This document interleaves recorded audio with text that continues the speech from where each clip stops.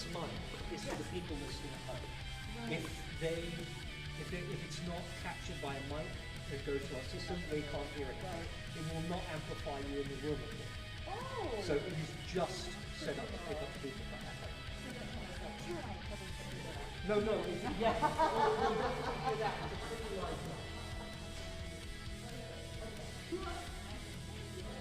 You're so welcome, thank you for being here. Do you want to do it actually?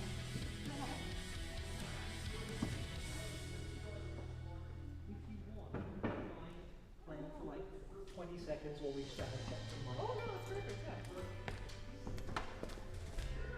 Jake, we're gonna sound check the piano very quickly. You may have done it already, but just in case.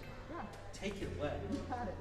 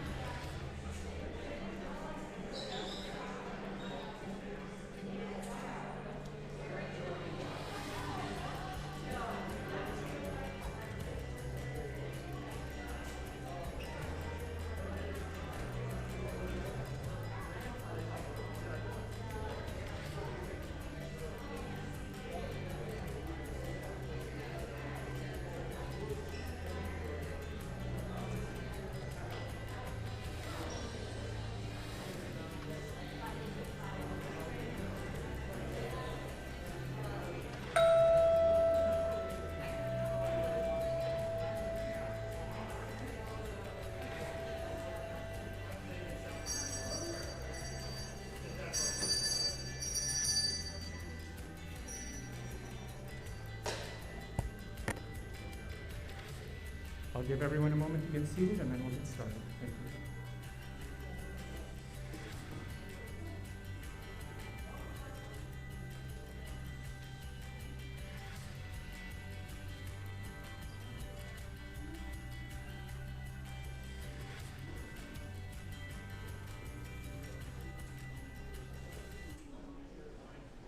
Good morning, everyone.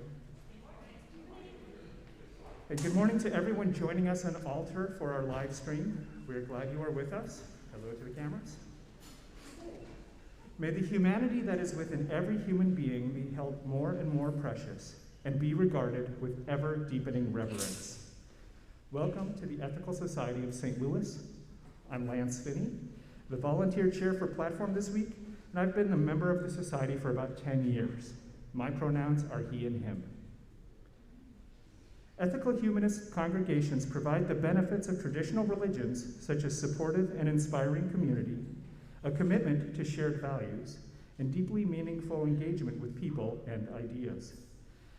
But we do this without prayer or traditional ritual, respecting personal autonomy and freedom of thought. We are here to be human together. All are welcome to attend and participate.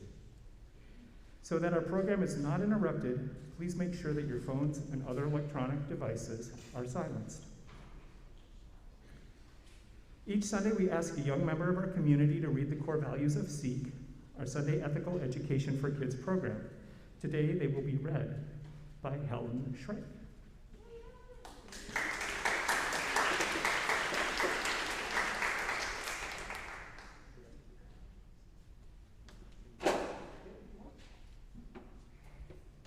Every person is important and unique. Every person deserves to be treated fairly and kindly. We can learn from everyone. We are a part of this earth. We cherish it and all the life upon it. We can learn from the world around us by using our senses, mind, and feelings. We are members of the world community, which depends on the cooperation of all people for peace and justice. We can learn from the past to build for the future. We are free to question. We are free to choose what we believe. We accept responsibility for our choices and actions. We strive to live our values.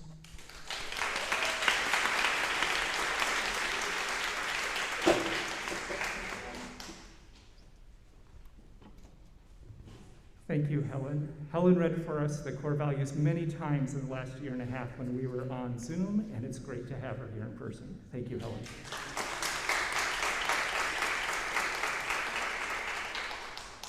This year, we are exploring these core values as our annual theme.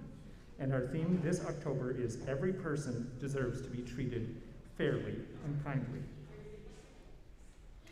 Our programs include a wide variety of music to inspire us and to celebrate human diversity and creativity. Please welcome Caroline Hickson, who will be performing No Cien One by Satie.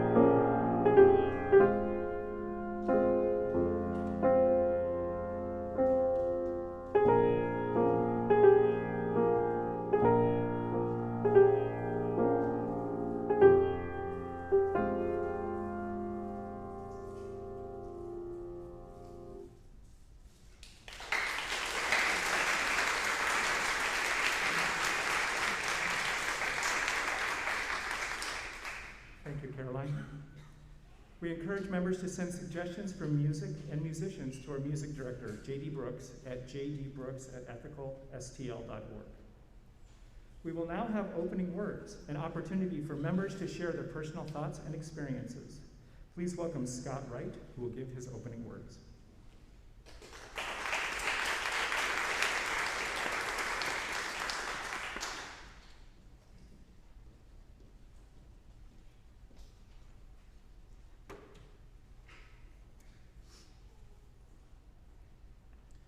Good morning. I'd first like to ask a little bit of your charity and understanding as I've been struggling a little bit with anxiety as I prepare for this talk this morning, so we're all in it together, right? My name is Scott Wright. I've been a member here for about 7 years now, and for the past 3 or 4 years, I've been the chair of the Diversity, Equity, and Inclusion Committee here at the Ethical Society. The goal of our committee is to, well, as passed down by the board, is to develop a set of metrics so that we can measure our success towards the society's goals in diversity, equity, and inclusion. In addition, our goal is to recommend actions and strategies to the board so that we can then make actual progress towards these diversity, equity, and inclusion goals. So frequently, when we're having discussions on this topic, particularly with people who are not on the committee or are newer to the discussion, it always starts with, well, what is diversity? What do we mean by diversity? And even maybe more difficult than that, what do we mean by inclusion?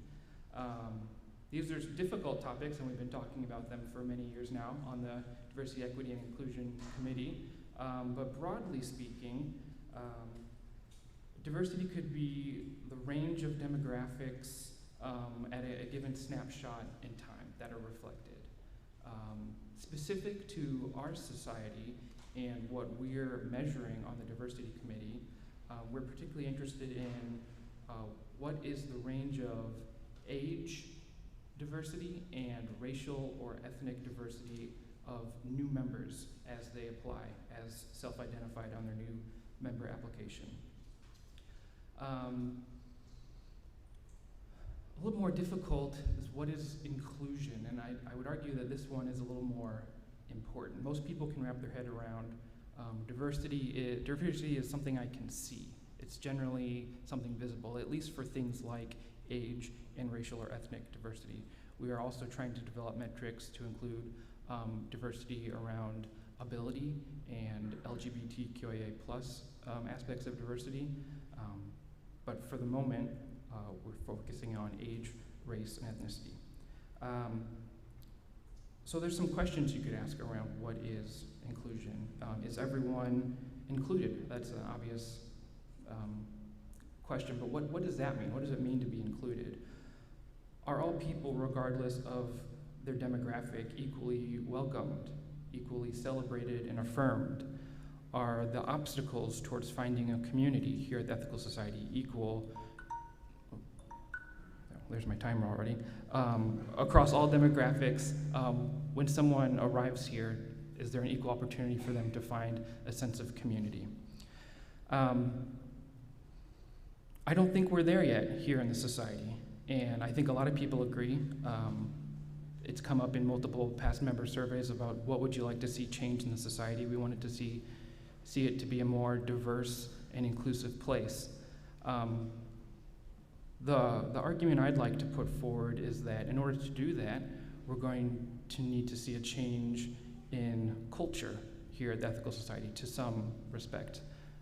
If we maintain the status quo of activities and programming that we've been offering, we should not expect to see a drastic change in the diversity of members that we attract and retain, particularly in regards to retention is kind of thought of as our metric for inclusion. So we may be attracting certain people with the programs we put on, but if we're not retaining a diverse range of members, are we really being inclusive? So I'd just like to challenge each person to think about if they believe the society is as inclusive as it could be, and if not, what could they be doing, what can each member be doing to help change that?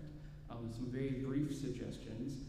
Every single member has the ability to offer musical selections. J.D. Brooks can be contacted if you know of any musical artists or groups of music that you like or that you prefer, and then we can get them in and up here on stage. Platform speakers as well. Any member has the ability to contact the platform committee to suggest people that they know personally or have interest in seeing speak. A lot of people don't realize that any given member can make any suggestion that they like to the platform committee, and that's a good way for us to broaden the diversity of people that we're platforming here on our stage. And lastly, if you have a keen interest in helping us tackle these difficult questions and measuring our success moving forward and providing recommendations to the board, you can join the Diversity, Equity, and Inclusion Committee. We could use your help, and just send me an email, scottwright, s.wright.0626@gmail.com, and we'd love to have you. Thank you.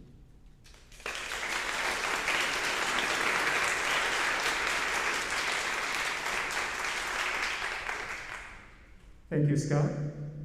If anyone would like to present opening words in the future, please contact James Croft or Andy Jackson. Caroline Hickson will now perform our second musical selection, Opening by Philip Glass.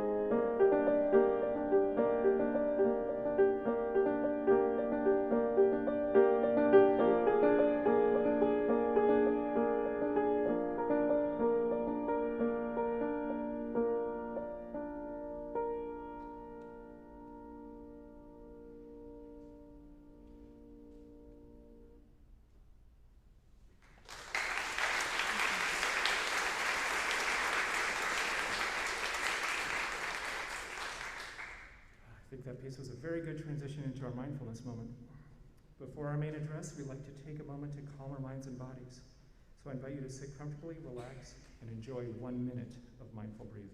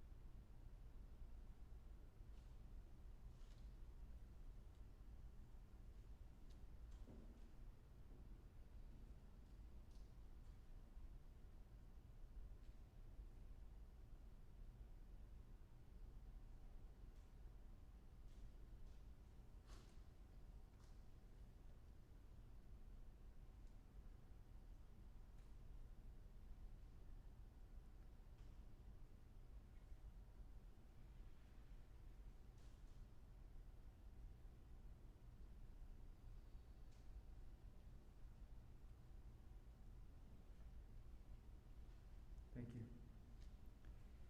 It is now my pleasure to introduce our platform speaker today, Jim Reeves. Jim Reeves is a professional mediator and facilitator with 29 years of experience helping people have conversations, finding root causes of conflict, and building solutions for productive working relationships.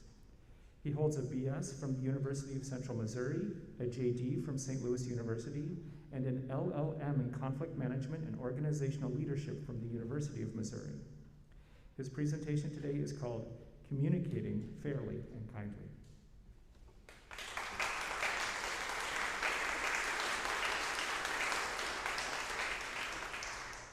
Good morning. It is really a beautiful day today. I am fortunate enough to drive a convertible, and I put the tap down this morning.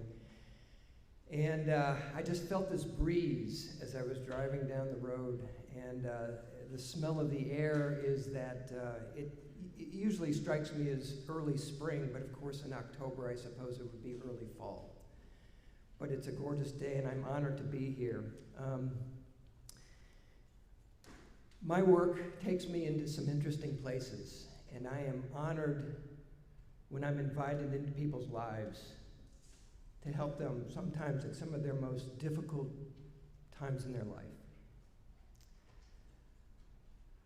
I work with people who simply are not getting along in the workplace. My supervisor doesn't treat me with respect. I don't get acknowledgement from my coworkers. Or on the other end of the spectrum, a family member has lost a loved one. They've died, and they're seeking some compensation. I work in a whole lot of different human worlds, and I'm honored to be able to do that because they have invited me into their world. So as I was looking back on 29 years of what to say today, and it was funny because my wife is here, and she said, "So what are you going to say?" And I said, "I don't know." What can you say? So as I've been working on this talk, I use sticky notes.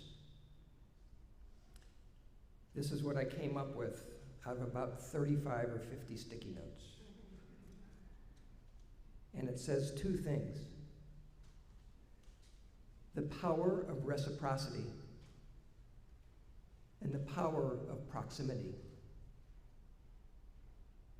And if I could boil down somehow in the work that I do and bring it here to you, those would be the 2 points that I would offer you in the time that I have available. I've been honored to, for 30 years now, sit at the end of the table and watch people negotiate. I've seen people cry, scream, talk civilly, all to work out something. By the time I get involved, people are really in heated disagreement. Lines are drawn. The sand is divided. And they come to me and say, "Help us." So I try, often successfully. And for those 29 or 30 years, I sat there and I kept thinking to myself, I had this gnawing question: what is it What is it that happens in a room when people are in conflict and somehow that dynamic changes and they come to a resolution? What is that point? What happens? What is that unspoken, unseen, intangible dynamic that happens? And I wish I could tell you. I don't know what it is, but I've been working on it. It's been puzzling me for years. I've threatened to write that non-existent book. Ask my wife about it. She'll tell you. She's right there. Ask her. Where's the book? I don't know. It's too hard, you know, because we're dealing with human beings. So, let me share a couple of stories. The power of reciprocity. As we go through our lives, as we walk out these doors, or as we were in this room, we influence each other. We don't always know it, but we influence each other. And it's a mutual process. It is the power of reciprocity. I can say things to you right now in a tone of voice and you will react one way. I can say those exact same words differently and I can create a different reaction. Your reaction back to me is a signal. It's communication. You haven't said a word, but I can watch you, and I get feedback.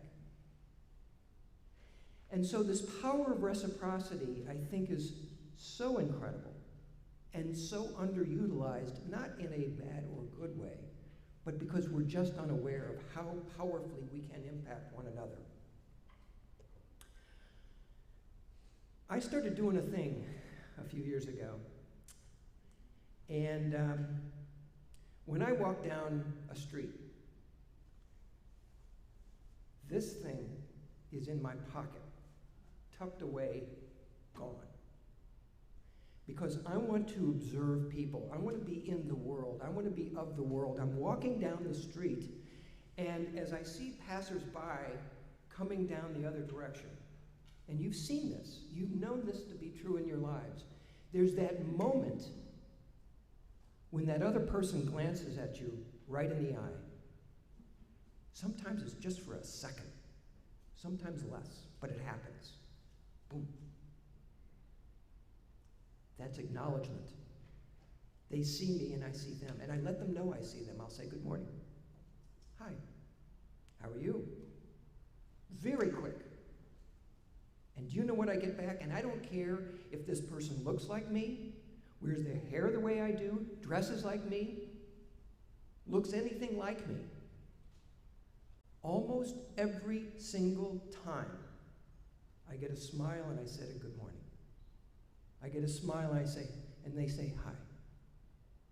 The power of reciprocity. And I thought, maybe that's just the beginning. Maybe that is just the beginning. In our world these days, there's so much to fight about. Or at least we think there is a lot to fight about, and we do. And so I begin to think maybe what we need to do as human beings is just get back to the basics. Start by saying hi. I say hi to people who, to so many of us, are invisible. The person who checks us out at the grocery store. The person who cleans our urinals at our office. The people who pick up trash. The people who are just walking down the street. Say hi. See what kind of a reaction. Don't tell my wife this, but I drove through McDonald's this morning. Sorry. And she'd offered to cook me breakfast. I was not ready. When I drive through the drive-thru, you know, people are sometimes kind of grumpy, you know. Good morning, how are you? Faces light up. Good morning, how are you? It's that simple. The power of reciprocity. Let me tell you another story about that. Kind of the advanced stage. Several years ago, my wife and I moved into a new neighborhood. We had to move because we had a 2-story house, not too far from here actually, and we had an elderly Labrador retriever. She could not get up and down the stairs, and all of our bedrooms were upstairs. We debated getting one of those elevators, you know, those stairway elevators, and said, oh, come on. You know, so we took turns sleeping on the couch, each one of us.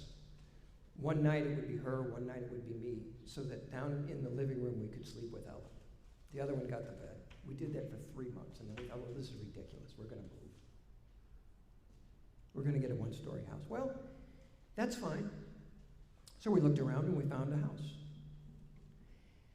Now, our old neighborhood was in 1930s vintage homes, detached garage, and the garages were old, and you couldn't fit a car in there realistically. You could fit rakes and lawnmowers, but no cars. I drive a Mini Cooper. I couldn't fit my car into that garage. And so what happens is when everybody left for work or came home from work, or on the weekends when they were running errands, they parked in front of their house rather than their garage. And so if all the people had to do was sit out on their front stoop and watch people come and go and say hello. There's that say hi again. And then you get to know your neighbors. And we had a real community. Literally, we knew everyone on our street. If there was anything that happened, we knew somebody would be there for us. Then we moved, and we're out walking our dog. And people were driving by on this little lane that we lived on.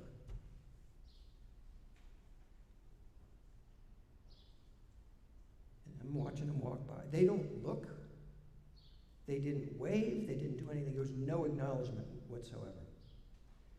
And I said to my wife, I said, I don't know how long I'm going to be able to live here. I'm not liking this. And then I said, let's try an experiment. She said, what? I said, the next time people go by, just wave. Walk the dog. Doesn't have to be this, just this. What do you think they did back? Waved. They started waving back. And then they started waving back and smiling. And then they started waving back and waving a little bit more like, hey, now I know you.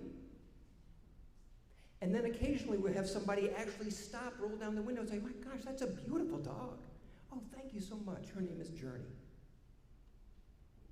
And we chat with them. Simply by starting with saying hi. The next time you're out in the world, which is going to happen like now, say hi. Especially those who do not look like Lee. To everyone, say hi. Good morning. When you go through the doors, turn around and don't just hold the door for the person behind you, but turn your head and look at them, acknowledge them, and say hi. Okay. Second point.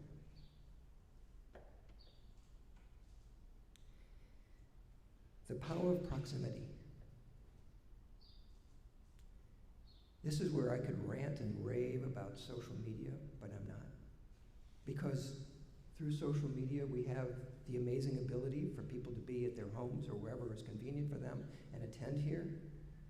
I taught at Washington University for 1.5 years on Zoom. I teach at the law school. I had students from all over the world, from China to Colombia, South America. And to have a classroom on the screen is just amazing. But it also divides us. You see, when we're on social media, we aren't together.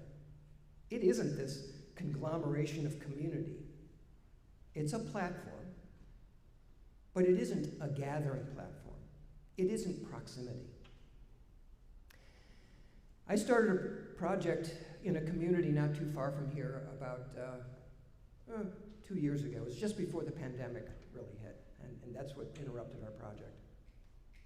This was a community project. It involved everything. It involved some really deep value issues around sexual orientation, around religion, around roles of citizens and parents and their children. I mean, some really deep stuff. And I set up a meeting with 15 representative people to see if I could be of help. They'd asked me to come along. I said, sure.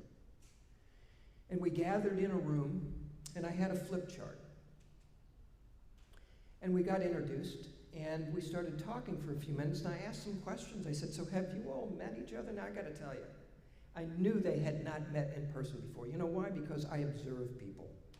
When people were coming into the room, I noticed, did they hug? Did they shake hands? Did they kind of, oh, hi, how are you? You know, that gives me signals of what the relationships are in the room.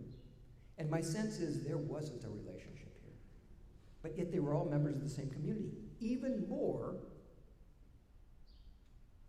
they had all attended the same city council meetings, just like a room like this. Those who believed one thing sat on that side of the room. Those who believed something else sat on that side of the room. And I said, so you telling me that you've all gone to City Mountain, you've seen each other, like across the aisle, literally? Yes. But you've never had a conversation. You've never said hi.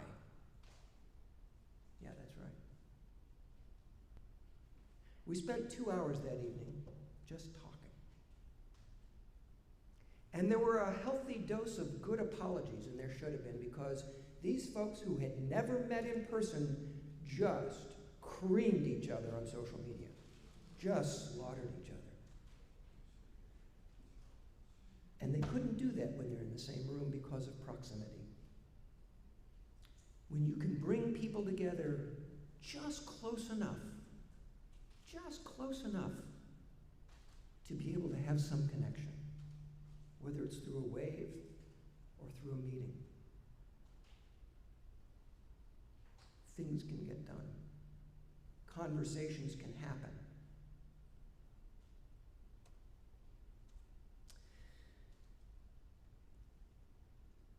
And people can have good conversations when they see each other as human beings. In my world, sometimes I mediate law cases. So I'm dealing with lawyers and their clients. And lawyers do not like to get everybody in the room. You know why? Because it's icky. That's a legal term. That means really uncomfortable. When people are in conflict, oh, it's scary. We get emotions. Oh, it's horrible. No, it's human. And so I talked to the lawyers in advance. I said, I do opening sessions. I do a joint session. No, it's just going to be a scream fest. I said, no, it's not. It's not going to be. I will control the agenda. But we are going to get into a room. And I'll tell you why I did that one time. I had an insurance adjuster and a lawyer in one room one day. And I had the plaintiff, the person who filed the lawsuit. She was a young lady, I think in her 20s, maybe 30. To me, that's young. And her lawyer. And apparently her lawyer had said, look, you got to watch out for these insurance people and these defense lawyers, because this is what's going to happen. And I said, well, I'm going to get them all together, and let's come on in and see each other. At least say hi. See who you're negotiating with. Okay, that's fine. Got everybody in there. Nobody sat down. We just had a conversation. We just chatted. After about, I don't know, 5, 10, probably 10 minutes, I separated the parties again. And as I'm walking down the hall, the young lady who brought the lawsuit said, you know, Mr. Reeves, that insurance adjuster, he was really nice. He seems pretty reasonable. Well, he is. I think you guys are going to get along just fine today. I hope we get this resolved. Proximity. Taking the time to move out of your bubble, out of your space, away from your phone, away from your computer, and get close enough, not tucked up uncomfortably close, but close enough to have a conversation. The final thing, and this is a bonus because I know I didn't mention it in my table of contents. No extra charge. Is listening. Oh, Reeves, can't you come up something more clever than listening? Come on. I'm not kidding. I tell my students at Washington University, I teach classes in negotiation. I said, the most powerful tool that you can use at the negotiation table is the ability to shut up and listen. Not just with your ears, not just with your brain, but with your eyes and with your heart. Now I gotta tell you, say that to a room full of law students, and you mention heart. Come on, Professor Reeves, you've lost your mind. But they find out after 13 weeks it actually works because they take out, at my request, the lessons from the classroom and use it in the real world. And by the time that 13th week comes along, Professor Reeves, I had this amazing conversation. Tell me. And I love hearing that. Listening and being present is so powerful. And I'm not talking about just active listening. You've probably heard of that, active listening. Listening with empathy. I live in a world of conflict. And I gotta tell you, empathy is non-existent. You ask somebody to listen with empathy in a conflict, forget about it. It's not happening. So my suggestion to you is to listen with curiosity. Be curious about people. Why are they behaving that way? Why am I behaving this way? How do I feel about this? I wonder how they feel about this. Those are all questions. Questions to be answered. How do we answer them by a conversation? But until you get that mindset into being curious, which says, I'm open to learn something new. Not to fight with you, but to learn. And when you get into that mindset, our conversations go a lot smoother.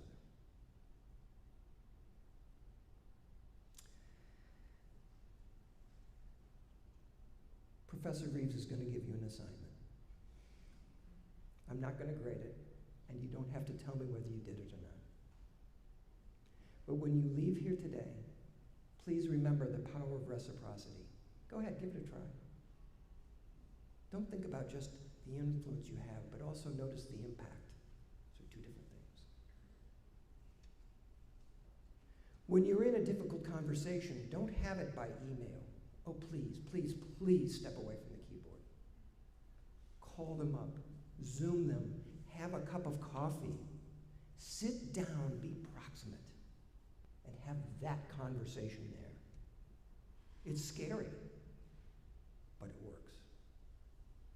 And then shut up and listen and be curious. Thank you all so much this morning. I hope you have a great day. I think I'll have an opportunity to take questions. Beautiful. Later on. So we'll do the questions afterwards. Great. Final music, and then we'll come back and have questions. Wonderful. Thank you all.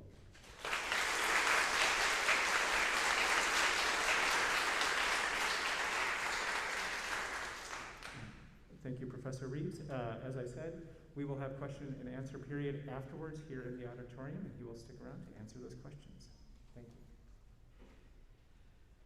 We are not passing collection baskets right now, but if you're moved to make a donation today, you can do so at ethicalstl.org/donate.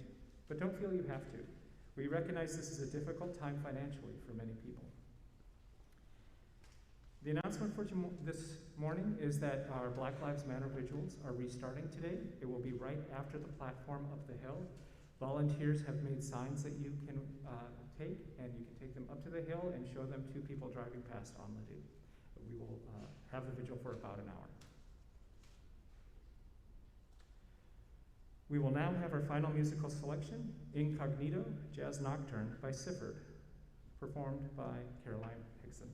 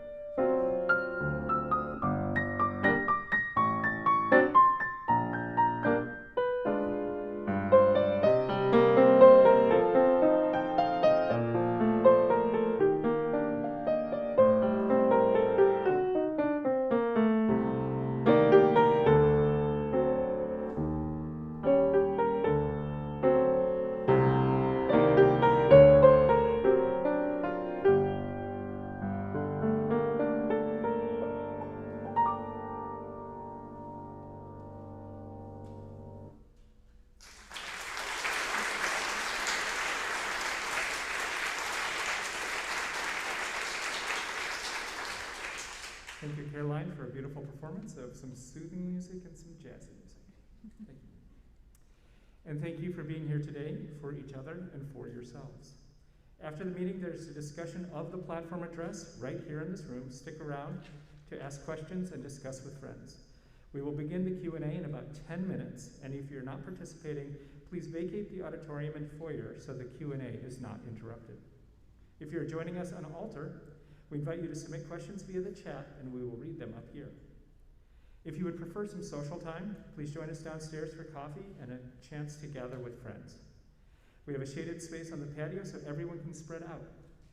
If you're a new visitor today, we invite you to take a yellow mug so we can welcome you, and remember also the BLM vigil on the street. To end our program, I invite you to wave to those close to you, and I wish you a good week. Thank you.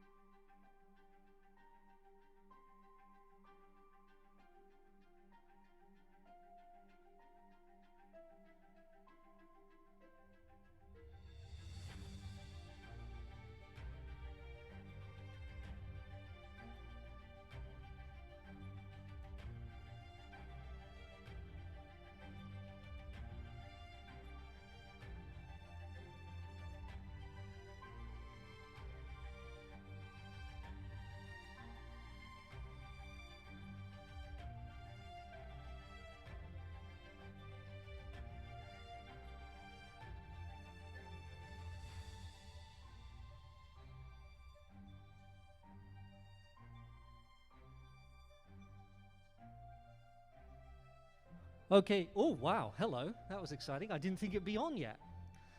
So we're going to get started with the Q&A because there are people online who are excited to ask questions, and they've already sent in some. So can we end the music, Jake? As much as I love speaking with a musical backing, it makes me feel like I'm in a movie. I love that. Jim, do you want to come up here? Simply because that's where most of the cameras are trained, so people can see you. Hello, everyone at home on Alta. Thank you for joining us. It was good to spend some time with you online today because I was like the host. Thank you, Jim. That was great. People really enjoyed it. I got a lot of nice comments online. Oh, good. People, I enjoyed the stories and really felt very clear what your message was, so I appreciate that. I'll ask in the room for anyone who has any questions for Jim in just a second, but I will start with one comment from one of our members, Bobby. Bobby Linkmer says, "Hi, Jim. So glad to see you." You know what she's going to say. So glad to see you and hear you speak. I have one question. Where is that book you were going to write? I haven't forgotten our conversations, so give me a call whenever you'd like to chat. She even gave her number, but I will write. So are you still working on a book? Because a couple of people even here asked me about whether you're going to do one. The answer is, am I still working on a book? The answer to that is yes. The real question is, how far along am I? I have changed directions. Bobby, actually, I took a course from her in writing at Merrimack Community College years ago. And I had this idea for a book, and I wanted to, that's why I took the class. I wanted her to nudge me into actually putting words on paper, which is so hard for me to start. And I played with it, and then the class was over with, and I played with it, and I never set it aside completely, but in terms of really putting words on a page, writing for me is incredibly difficult. It is, you need such a high amount of confidence because we're committing something to a page and it becomes permanent. And so to Bobby and everyone, the book is really working right here. But yeah, it needs to come out. So you got your promise, Bobby. The book is coming. Who here in the audience would read Jim's book? Come on. Everyone basically has put their hand up. I would read your book. So you've got some people who are willing to buy your book already. I appreciate that. So who here has a question? And I'll bring you the mic because that means the people at home will be able to hear your question and I won't need to repeat it. Who would like to ask Jim? Okay, great. They can even see us because of the magic of moving cameras. Hi, I'm Jane. There seems to be an epidemic around that David Brooks talked about in one of his columns, and that I see with many, actually quite a few of my friends, where their children decide that somehow they're not going to speak to them anymore. And I just don't know, what they can do about that, or what if I could do anything about it, or, but it seems like this is happening a lot. It's sort of a trend where children are saying, oh, I didn't like this or that, and for some reason, and then they just don't speak to their parents anymore. Okay, great question. Thank you, Jane. So Jane's question, obviously, about Should I just use this? Yeah, I think we have to use this one. Oh, you can use that one? Okay, great. Jake is better than me. Probably don't want to. I've not heard that trend. That's interesting, and it may be because I don't have young kids at home anymore, and but I am curious why that is, or what the roots of that are. I've not. Yeah. Oh, okay. And still, yeah. Fortunately, we've not run into that, but I'm curious to know, and my first reaction is, have one of those proximal conversations of, what's happening in their lives, what do they see that is creating, you know, anything that I'm doing or that my wife is doing or anything those things. What's happening? Try to get a picture of the universe in which we're acting here, because that's my first question, is why. And those conversations would be difficult because, you know, there would be a temptation, I think, to have, you know, why won't you speak to me, right? And through the power of reciprocity, you know what I'm going to get back? Because, Dad, you're a jerk, and look at you pointing your finger at me, and that's going to go nowhere. So it's really got to be a place of curiosity. It really has to be a place of concern. And sometimes part of the challenge in those kinds of situations that I've dealt with a few. I don't do family conflict usually, but I have gotten involved in a few, you know, some siblings. And part of the challenge is just getting people into the room and have that conversation, because it's difficult. People come up with, I either don't want to talk to you, or I really don't feel comfortable talking to you in the same room. But yeah, I think those are conversations to have. Start with the basics and try to figure out some diagnostic work, if you will, in a very good, curious conversation about why that's happening. Thanks, Jim, and thank you for that question. Is there any other questions? I'll take one more from this room, and then I'll go back online and see what people have asked there. Okay. You're making me get my cardio in, which is excellent. Hello, good to see you. Good to see you, James. Hi, Jim. My name is Tabdi. I have a question for you, and I think it would be a relevant question for anybody. I think a lot of us in this society are, you know, try to practice ethical humanist values, but one of the things I've struggled with the political climate in the last few years, and I think I've said it in other places and platforms too, is I just can't seem to keep my ethical values separate from the fact of when I'm talking to people with different political ideas, that I can't reconcile the fact that they support something that borderline is against principles and ethics that I believe in, and I can listen to them actively, have empathy, have curiosity, but I don't know how to call them for dinner, or I don't know how to sit with them at a restaurant, because it is just not possible to align with them on ethics. And some of it is personal too, because I'm an immigrant myself. There are other things. I'm a woman. I believe in my right to choose. So it becomes personal. So yeah. How do you reconcile that? I mean, I have too many friends that I can't go to a restaurant with anymore. It's sad, but it's the truth. I also have colleagues I know who believe in that, yet that's a very cold environment. Certain things you can't talk about anymore. How do you navigate that territory? Because yeah, and it is complex. You've described it beautifully. Thank you for the question, because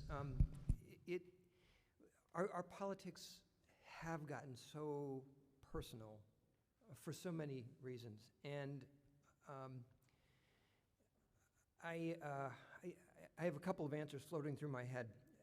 One is, the simple answer is, you know, especially with those folks with whom you've been acquainted or friends for many years, or for a period of time, you know them as a person, you know, and focus on that person, not their politics.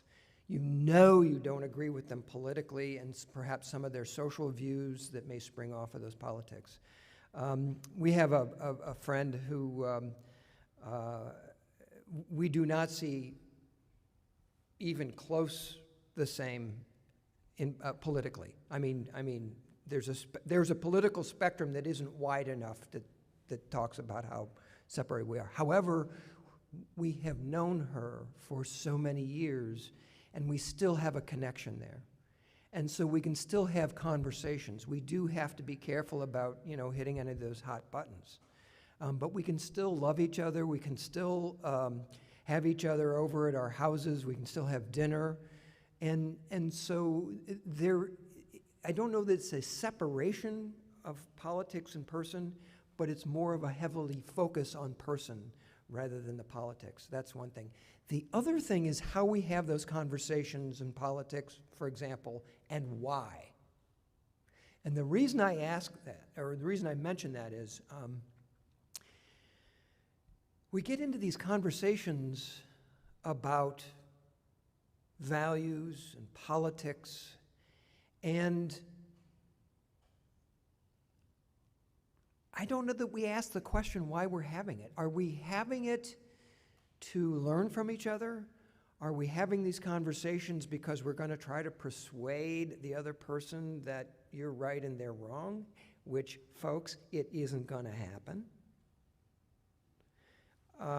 And so I've talked to people who have tried to have these conversations, and they're going, yeah, well, he said this, and I said this, and I said, why are you having the conversation? What's the goal of the conversation? And if it truly is to learn out of curiosity, those conversations can happen. I have a good friend of mine who, another friend who has completely different political views from me.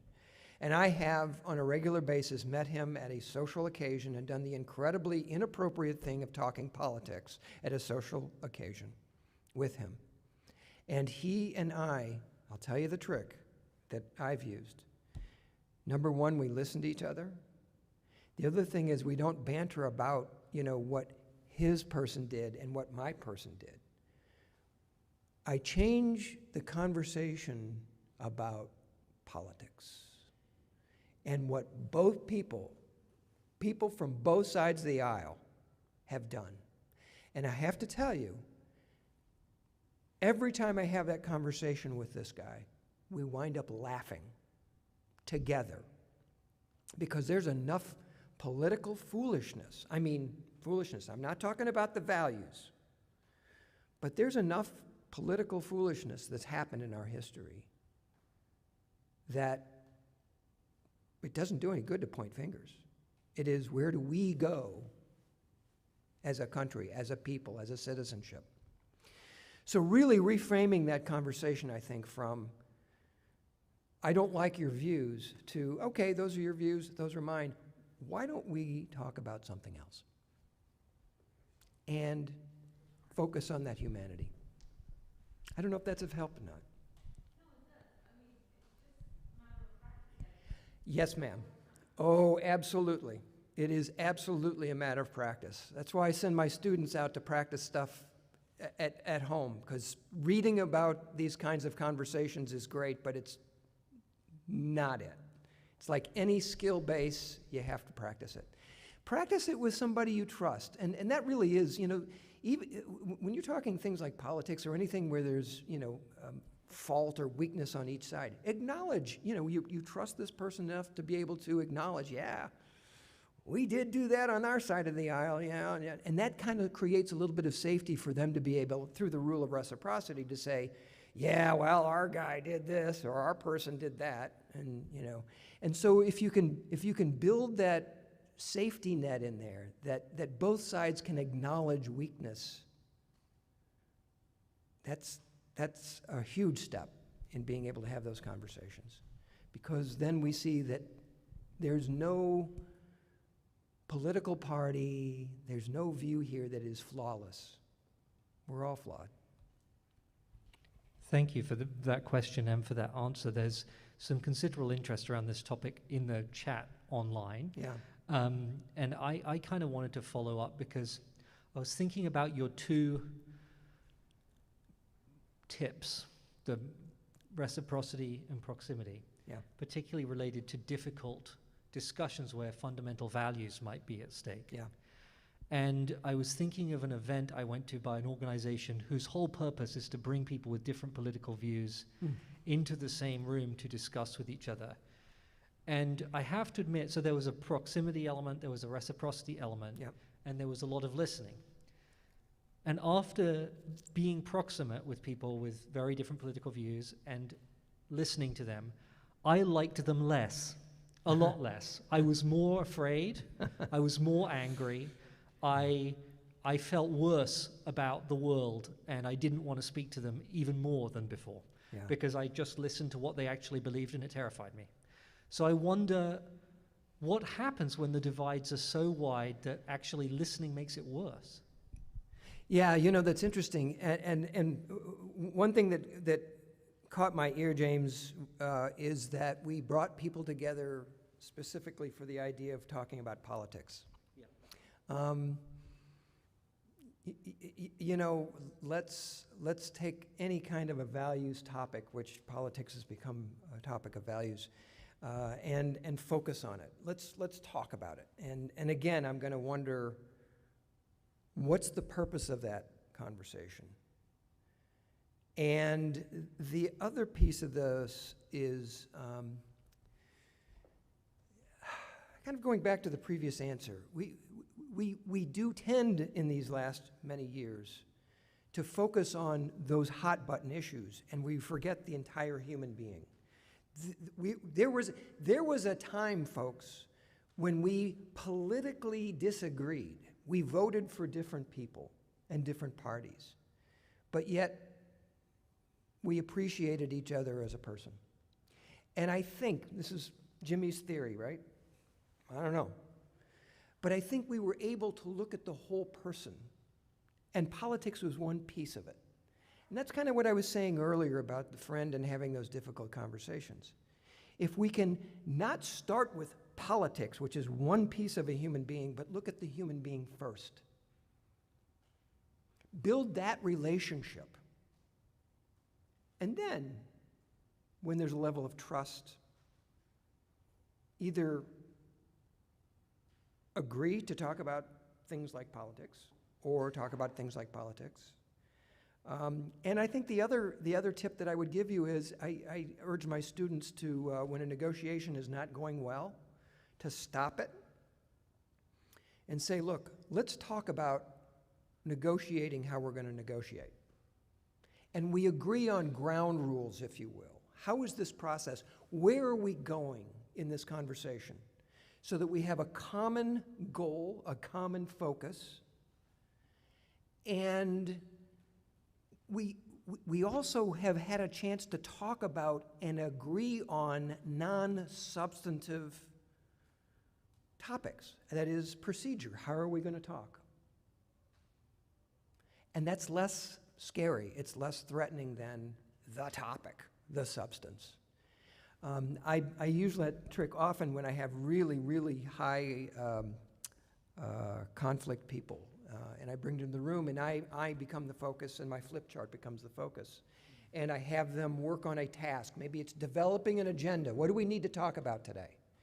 And without them even knowing it, we are creating a common document, a common task. And they work together, and they finish. We get our agenda. I said, congratulations. You guys have just worked together to create an agenda. Here's what we're going to talk about today. Is that okay with the two of you? Yeah, that sounds great. And they don't even realize they've been working together the entire time. So. Do you get to a point ever, and this is kind of playing on a question Misha asked in the chat, where you just realize that a mediation is impossible, that it's not going to work, that you can't build the relationship? How do you decide that, and what happens? Is there just no resolution, or? Yeah, it depends on the context about what happens next. Yeah, there are times where it's, people agree to disagree. And when is that happening? Well, that also depends. It's, I don't give up easily. And so, it could be, I have a whole host of different interventions and things that I'll do. Sometimes I'll just go back to the parties and say, it doesn't look like we're going to reach an agreement here, but I think there's still potential. What suggestions do you have? And I put it back on the parties. And sometimes they come up, well, I think what we really need is X, Y, Z. And I say, well, let's try X, Y, Z. And that way they've had more input on the process. They own the process. And if everybody around the table can say, yeah, let's try X, Y, Z, then we've got an agreement, and then let's go down that path. It's after I have tried everything that I possibly can. I've gone to the parties and say, I think we're going to agree to disagree today. And then my practice is to bring them back together. I don't want them just scattering and saying, oh, that was an awful day, and they're horrible, and we're great. And I bring them back together and say, okay, it looks like we're not going to get this resolved today. I'm going to urge you not to go on social media talk about this confidential process, and often my mediations are. What I'd like to do is check back in with you in the next couple of days and see if we have some new thinking, or if there's some new ideas, or if I think of anything. But in the meantime, best wishes to you all, and that's it. But I do like to bring them back together and kind of give them a smooth exit. Thank you. Are there any more questions in the room here? Don't be shy. You can ask anything you want. I'm afraid you're thinking when I ask a question, the guy rambles for like 20 minutes. I don't have I do the time same for this. thing. They're used to me answering questions for 50 years after. Some people are still here from last week because I'm still answering a question. Is anyone here trying to mediate something in their life and they'd like to use use Jim's expertise? Okay. Oh boy. We'll make this the last question, okay, Jane? Okay. This may sound like what you've already been talking about, but my sister lives in San Diego with my mother. She takes care of my mother. She does a fantastic job of taking care of my mother. My mother's 101 years old. Oh my. I didn't get to see my mother when she turned 100 because we had COVID. Yeah. And my sister's a libertarian, and she refuses to get the vaccine for either herself or my mother, which means that I don't feel, even though I'm fully vaccinated, I don't feel comfortable visiting there because I feel like I will give her the vaccine, and I've expressed this to my sister, and I've given up bringing up this subject because she just starts yelling at me and giving me, silly excuses, and we just don't agree at all. We talk every day about other things, about cooking, about dogs, about Good. baseball, but I can't bring that up. And I'd like to see my mother, but I have a feeling I may never see her again. Is your mother seeing a physician on a regular basis? Well, yeah, they have, my mother doesn't move out of the house, but they Yeah. do have people Somebody coming coming in, and she seems to be in pretty good health. My sister does a fantastic job of taking care of her, so. Yeah. Well, I have two reactions, and I appreciate you asking the question. That's a hard one, especially when you're a few thousand miles away. Yeah. Right. A couple of things that come to mind is, one is, and this is going to sound really insensitive, and I'll apologize in advance. Let it be. The other piece, that's what I'm doing right now. Yeah. Yeah. But that's a struggle for you. Well, it is somewhat. I Yeah. mean, I just I've come to grips with the fact that I may not see my mother for a long time, or maybe even never, so I don't know if there's anything else I can do. Well, yeah, and I wonder if there's a way to work that out. But the other thing I was going to suggest also is if there is and this may not work, but it's just an idea, is if there's a sort of a neutral third party, if you are, a physician, a caretaker, who strongly, for medical reasons, suggests or orders that your mom get that vaccine. And that way it gets you off the hook. They're sort of the mediator, if you will. Right. You're safe. It doesn't interrupt the relationship with your sister, although, your sister say, did you get Dr. Smith involved? And, and I can see that happening too, it's, so, but if there is some other, if there's a friend, another family member, someone outside the family who might be able to not talk your sister into anything, forget that. That's not going to work, probably. But to give that strong recommendation that for your mom's health that she ought to have the vaccine. Sister, you don't have to, but for your mom, you should get it. I don't know. A couple of ideas. Okay, thanks. Thank you so much, Jim, for your time, for your talk today, and for answering everybody's questions. We really appreciate you, don't we? That's your invitation to applaud. And thank you, everyone, for joining us online on Alta. It is a pleasure to see so many of you there this morning and to chat with some of you. If you have any further questions, I'm sure you can email them and we'll forward them along. That would be We great. appreciate you asking questions. And Bobby, we'll get a draft of that book to you All as right, soon Bobby. as possible, okay? I know Let's that you do wanna- have coffee, though. I have your email address. I'm getting your newsletter. See, look, we're making connections even virtually. Proximity. Thanks so much, Jim. Thank you, James. Thank you, everyone. Okay, now we can end the stream. It's over, everybody. Thank you so much That's for so coming. We really appreciate it. That was Thank a you. I lovely don't know talk. Yeah, I'll shake we your doing? hand. It's fine. Okay. Listen, thank you so much. I hope this was useful. It's a hard topic.